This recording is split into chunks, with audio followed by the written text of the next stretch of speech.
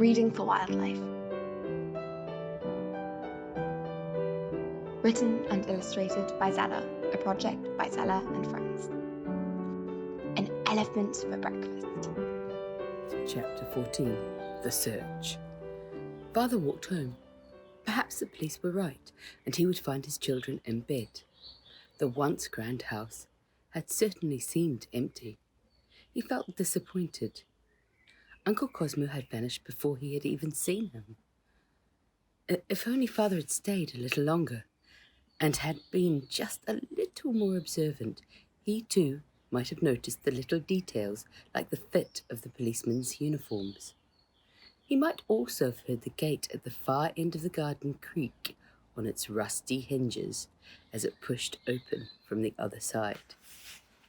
He would also have seen the very same policemen, P.C. Everest and P.C. Strong, return to their captives, whom they had hidden most carefully in the garden shed, together with the inert body of Uncle Cosmo.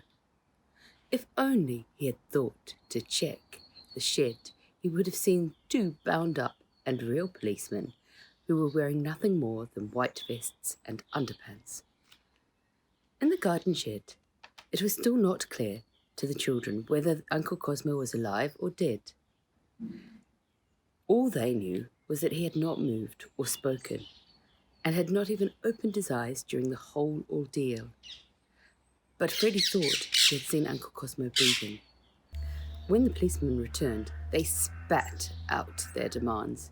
They wanted to know where the chocolate was. "Chocolate? What chocolate?" said Tom, as innocently as he could. But the policemen were no more satisfied with this answer than they had been the last time. When Father returned to Wisteria House without the children, Mother cried. "They weren't there," he said. "But they must be," said Rose. "No, they're definitely not. I searched the whole house," said Father, raising his eyebrows. "We really must hurry, Alicia. Let's go. Rose, you stay here." "Call the police," said Mother. "No need. I've already reported it," replied Father. "Let's ask Crispin and Lily to help us find them." They left Rose at home, safe and warm, having a cup of hot chocolate in the kitchen. Lucky was sitting at her feet, and Socrates purring on her lap. Her parents knocked on Uncle Crispin's door. He was still asleep, but soon roused himself and came downstairs, rubbing his eyes. When Mother and Father told Uncle Crispin that Freddie and Tom were missing, his face fell. Father said that Lucky was with Rose, keeping her company. They asked Uncle Crispin to help them look for the children. He suggested he wake Aunt Lily, Johnny and Bella, and then everyone could search for them. Uncle Crispin returned a few moments later. He said Johnny and Bella are gone too. They must be with Freddie and Tom. That would explain why Lucky was out so early. Aunt Lily appeared, looking ashen. "We must call the police," she cried. "I've already spoken to the police, and they will file a missing persons report," said Father. "Have you tried calling the children yet?" asked Aunt Lily. "Yes, and texted them, but there was no answer," said Father. "Then where shall we look?" asked Aunt Lily. Uncle Crispin suggested, "Let's go back to 52 Paradise Road and check there." "But the police have already checked 52 Paradise Road, and so has Rupert," said Mother. "So that would just be a waste of time." "They can't have gone far," said Father. "Perhaps we should check the train station and nearby streets," said Aunt Lily. "We could go by bike to be faster and cover the parks and the Thames River too," suggested Uncle Crispin.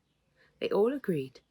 Aunt Lily and Uncle Crispin quickly put on their jackets over their pajamas. Not a moment was lost as they went off in search of their children. But Father and Mother had completely forgotten about Rose, believing that she was safe at home with Lucky and Socrates. Here is how you can help. Share the story. Adopt an animal. Visit when you can. Educate yourself. Donate to a conservation charity. To find out more about Reading for Wildlife, visit zellahunter.com or at Lady Zella Books, or follow the Reading for Wildlife YouTube channel.